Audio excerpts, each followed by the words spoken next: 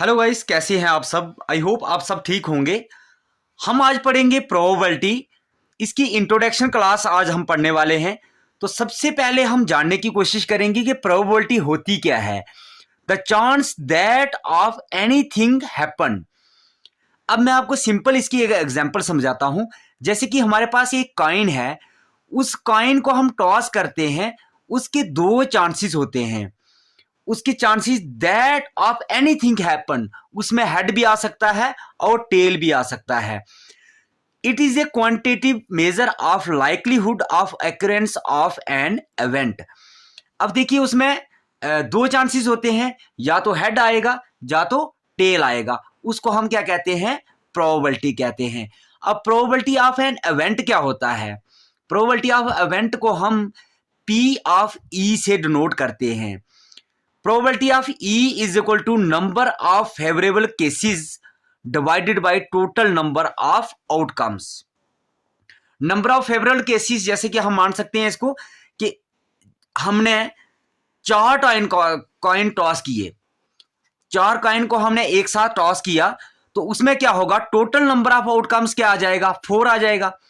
और number of favourable cases outcomes क्या आएगा हमारा? जो हमारे पास टेल आए होंगे, जैसे हम फेवरेबल केसेस टेल मांग रहे हैं, तो टेल जितने भी आएंगे वो फेवरेबल आउटकम्स में आ जाएंगे। ठीक है, आई होप आपको अंडरस्टैंड हुआ होगा।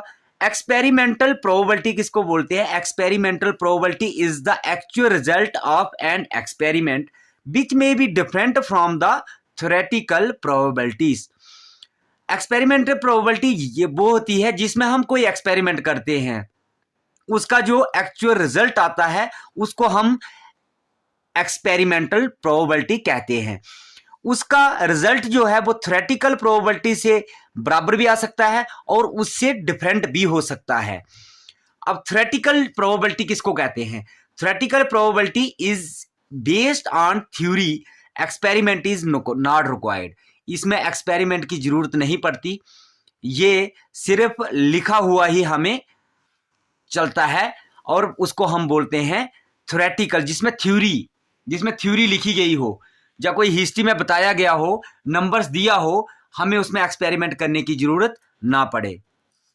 अब कुछ की पॉइंट हैं जो कि आपके क्वेश्चन में बार बार रिपीट होने वाले हैं, बार बार आपके क्वेश्चन में आने वाले हैं। वो क्या है? The probability of an event is always equal और ग्रेटर देन 0।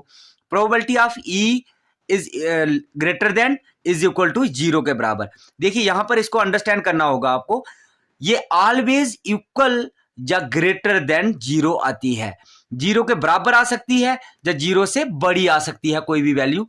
अब आपको मैं एक बात बता दूं, 0 से कम प्रोबेबिलिटी नहीं आएगी कभी भी। The probability of an event is always equal और लेस देन 1। देखिए 1 के बराबर भी आ सकती है और 1 से छोटी भी आ सकती है। जैसा कि मैंने ऊपर आपको बताया कि 0 से लेकर 1 तक प्रोबेबिलिटी आ सकती है। Probability of an event is never negative. कभी भी प्रोबेबिलिटी आपकी नेगेटिव नहीं होगी। If probability of P E is equal to 0 आएगी, then it is called an impossible probability. अगर रिजल्ट आपका 0 आ जाएगा तो वो उसको हम क्या कहते हैं? इम्पॉसिबल प्रोबेबिलिटी कहते हैं। इम्पॉसिबल इवेंट भी उसको हम कहते हैं। If probability of event is equal to 1 आएगी, then it is a sure event. उसको हम क्या कहते हैं? श्योर इवेंट कहते हैं, अगर probability of E is equal to 1 के बराबर आ जाएगी। ठीक है, आई होप आपको यहां तक अंडरस्टैंड हुआ होगा। नेक्स्ट देखते हैं।